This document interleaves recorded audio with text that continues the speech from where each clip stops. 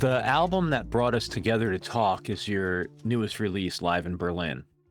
My understanding is that the music featured here has been a long time coming in terms of being released. The compositions date back to the earliest days of the Syrian uprising.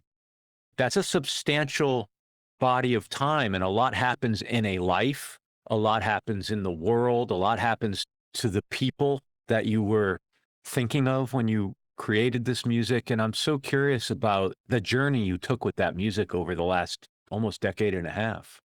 I think maybe one track on that album was written before 2011, before the Syrian uprising began.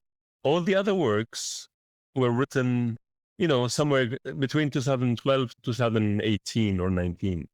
But when the context changes, and I played these pieces around the world, never played these pieces in Damascus, where I'm from, or in Syria at large, where I'm from, not yet. And sharing all these pieces over the last 14 years, as they've been added to the repertoire, has always been meaningful because I was trying to keep the story of home alive, especially pieces that have direct geographical connection. There are two pieces on the album, Jisrin and Dara. Jisrin is this little village, for example, outside of Damascus, where growing up, every weekend, my grandparents will invite the whole family to go work in the land. Of course, the cousins to play around, but also to work with the soil.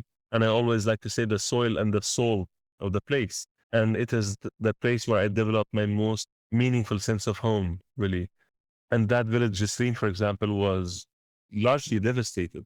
It witnessed one of the chemical attacks, for example, and the whole village has been destroyed.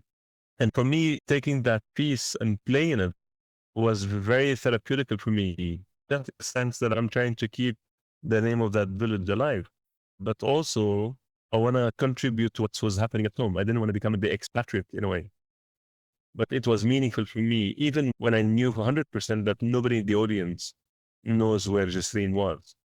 And the other one is Dara, which is the only non-original melody in the album. And that's a melody that millions of Syrians used to sing during the early years of us. So it's good to keep in mind that at some point in the Syrian uprising in 2011, 2012, millions of Syrians were singing that melody in the streets. And it took me a while to be able to reflect on that melody and to put it in a beautiful context. But for me, it was just, I wanted to keep their voices alive as well. And now, when the context changed, the dictator fled the country, to play this music again has a total different meaning.